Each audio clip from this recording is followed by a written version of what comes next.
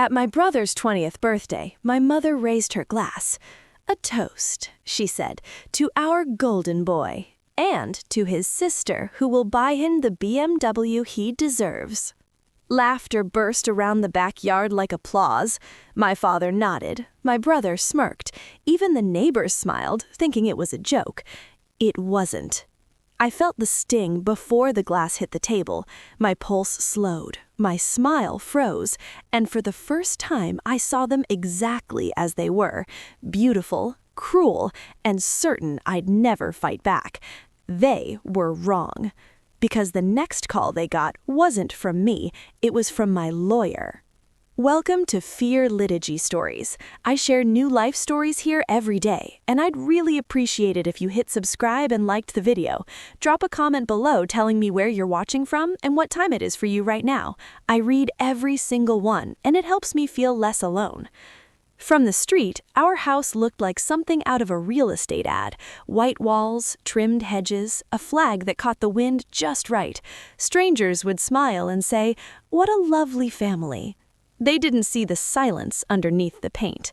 My father, Richard Hale, ran a construction company and believed people broke the same way buildings did when they stopped following the plan. He managed our lives like blueprints, every choice measured, every emotion trimmed. My mother, Victoria, was the decorator of that illusion.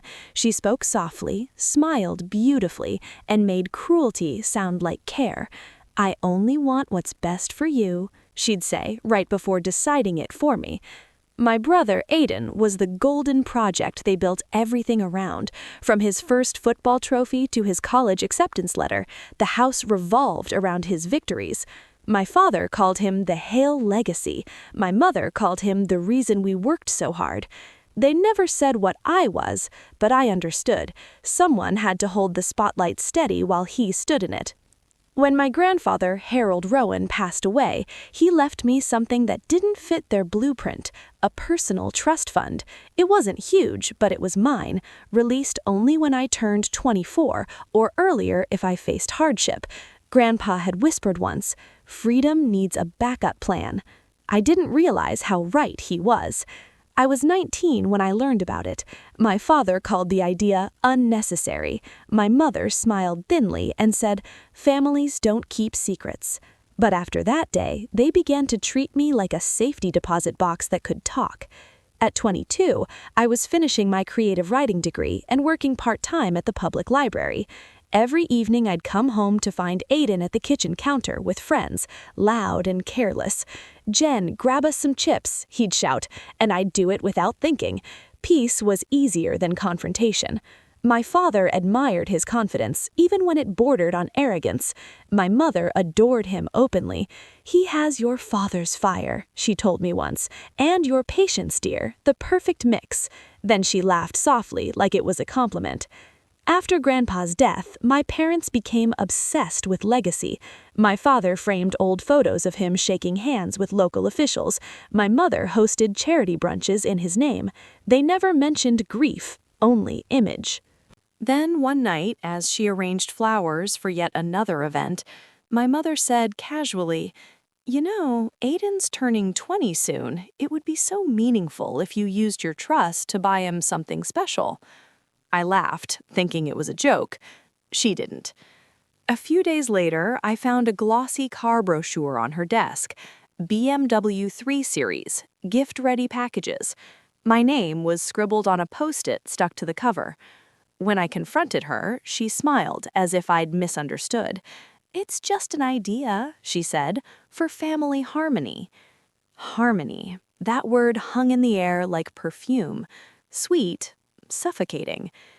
At dinner that night, my father mentioned the car again. "It's a symbol, Jen. Success should stay in the family." He set his fork down, the sound sharp against the plate. "You'll handle it. That's what responsible daughters do." He didn't raise his voice. He didn't have to. Control in our house never needed shouting. It just needed certainty. Still, I remembered my grandfather's voice from years ago, low and certain. "If they ever make you choose between peace and dignity, choose dignity. Peace built on obedience isn't peace, it's a cage." I didn't know it yet, but the door of that cage was about to crack. The night of Aiden's 20th birthday felt staged, like a play they'd been rehearsing for months. The backyard glowed with gold lights, the table was covered in white linen and champagne flutes. My mother floated from guest to guest, her pearls catching the light. My father stood tall near the grill, shaking hands, every bit the proud patriarch. I stayed near the edge of the patio, holding a paper plate I didn't want. Everyone knew their roles. My mother, the perfect host, my father, the provider, my brother, the star. I was background noise, until my name was called. "Jennifer," my mother said, tapping her glass, "a toast." She smiled that stage smile that meant danger. "To our golden boy," she said, "and to his sister who'll buy him the BMW he deserves." For a second, I thought I'd misheard, but the laughter that followed told me I hadn't. The guests clapped, my father nodded, my brother smirked like it was already his. I could have laughed it off, played along like always, but something in me cracked, the quiet kind of break you don't hear until it's too late. "No," I said. Just one word. The sound dropped out of the world. Even the wind seemed to stop. My mother's smile froze. My father's face hardened. "Excuse me?" he said, tone razor sharp. "I'm not using my trust for him," I replied. My voice didn't shake, though my hands did. "It's mine." The silence that followed felt alive, thick, waiting. Then came the hand. It wasn't a slap so much as a shock, a flash of white across my cheek. The crowd gasped, the light swayed, the glass slipped from my hand and shattered against the stone. My brother's smirk vanished. My mother hissed, "Smile, Jennifer, you're making a scene." I did smile, but not the one she wanted. Later, I awoke under fluorescent lights, the taste of blood and metal on my tongue. The nurse whispered, "You're lucky it wasn't worse." She had no idea what worse was. The hum of the ER lights was louder than any voice in my head. I stared at the white ceiling tiles until they blurred. My face ached, my ribs felt tight, my right hand trembled when I tried to lift the plastic cup of water. A nurse wrote notes without meeting my eyes. When she finally did, she asked softly, "Family?" I hesitated. "They won't be coming." She nodded like she already knew. Officer Rivera showed up next, badge glinting under the harsh light. She looked at the bruises, the cracked phone on the table. "Do you feel safe going home?" The answer was no, but the words stayed in my throat. When she left, I turned my phone over. 12 missed calls from my mother, a text from Aiden, "You ruined everything." I deleted them one by one. That night, as the nurse wheeled me to the discharge desk, I saw a familiar face waiting. Mrs. Kemp, the elderly librarian I worked with. She looked at me the way she looked at damaged books, careful not to make me feel broken. "Oh, sweetheart," she said quietly. "You don't have to go back there, you know." I managed something like a smile. Where else would I go?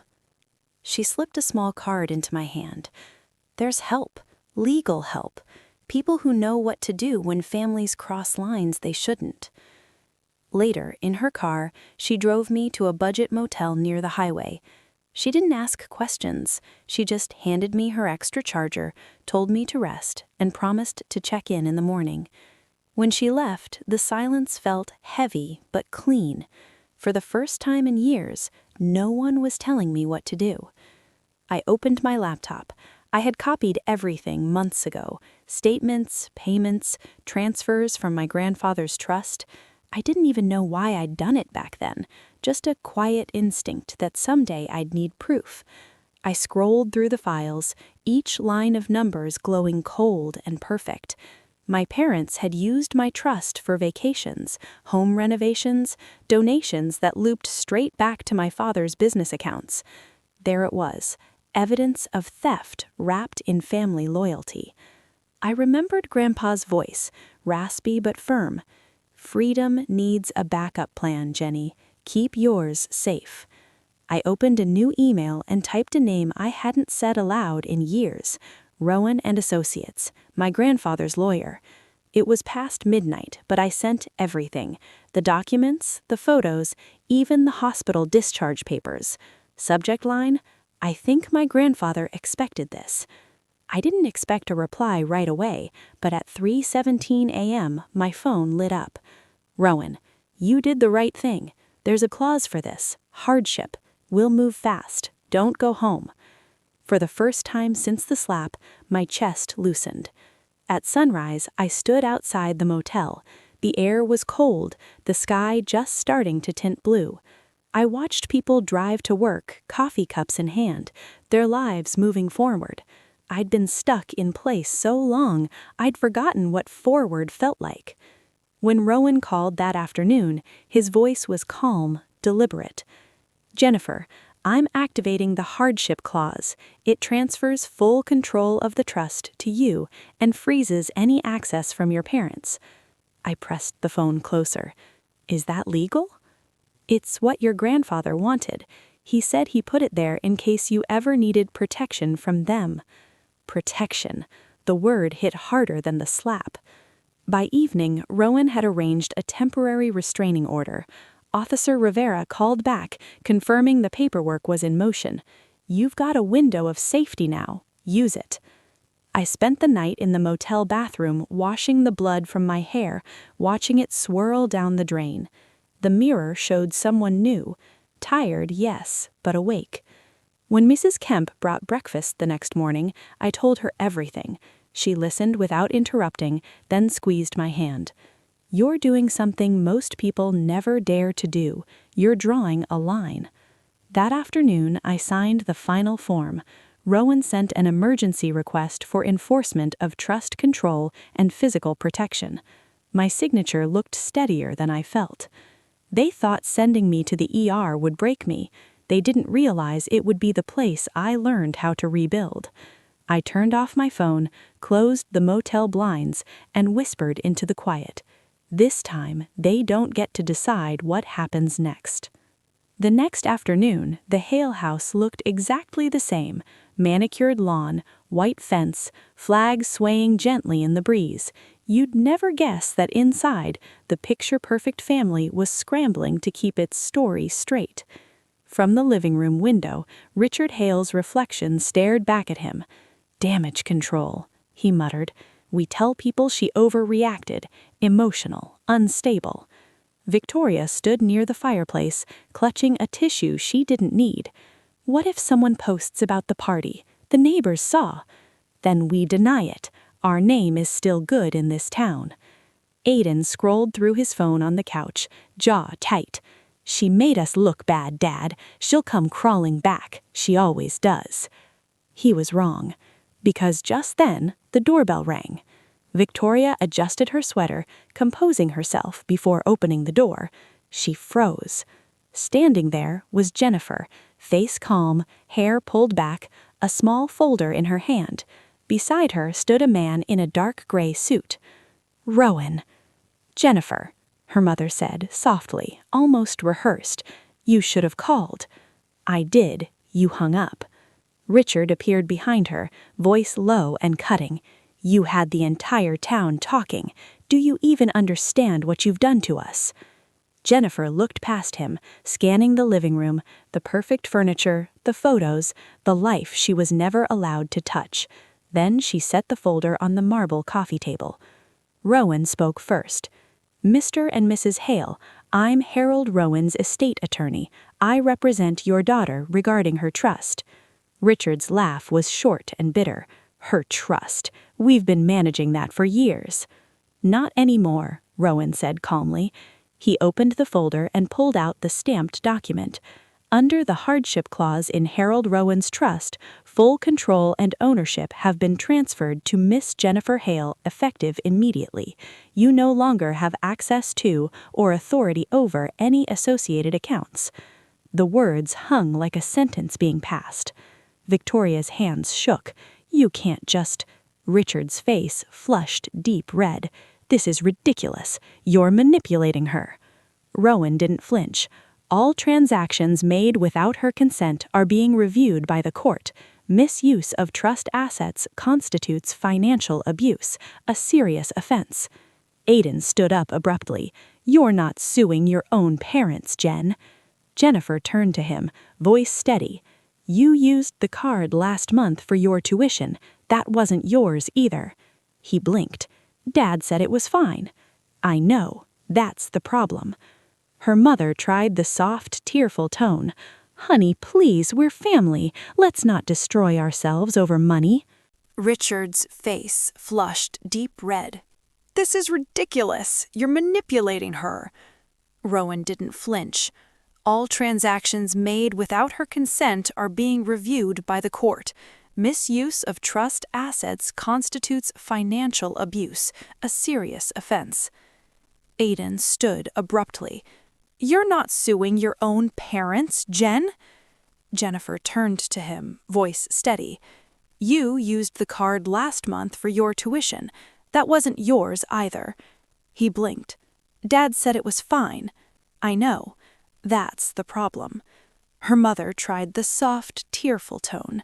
Honey, please, we're family. Let's not destroy ourselves over money. Jennifer looked at her, something sharp but sad behind her eyes. It's never been about money. It's about choice. You've just never let me have one. Rowan handed over another paper, a restraining order signed that morning. For your safety, Miss Hale will be living separately. You are not to contact her directly or through third parties. Victoria went pale. Richard stumbled back into the armchair. The sound of the paper hitting the table echoed in the silence. They turned white, Jennifer would later think, not from shock, but from finally seeing themselves in the light they'd always tried to hide from. You did this to us, Richard said, voice trembling with rage that suddenly sounded small. Jennifer exhaled, slow and calm. No, you did this to yourself. She picked up her folder, nodded to Rowan, and turned toward the door. As she stepped outside, the breeze caught the edge of her hair.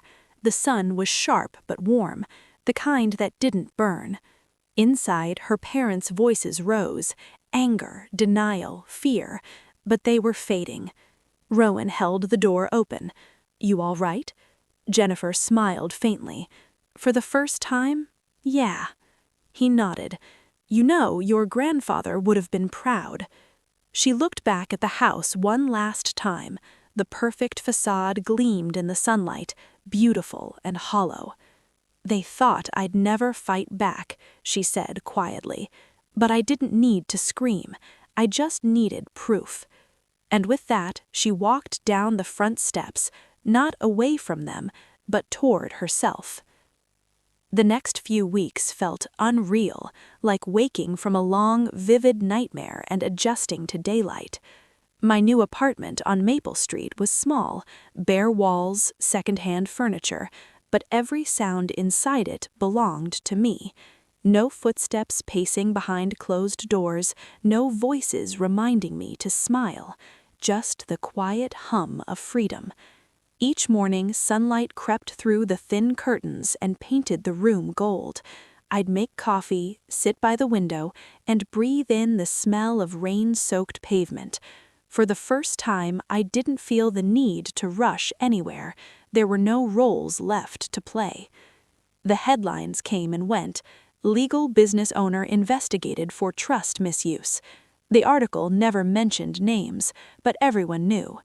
Richard Hale took an indefinite leave from his company. Victoria withdrew from her social clubs. Aiden lost his scholarship after the incident went public.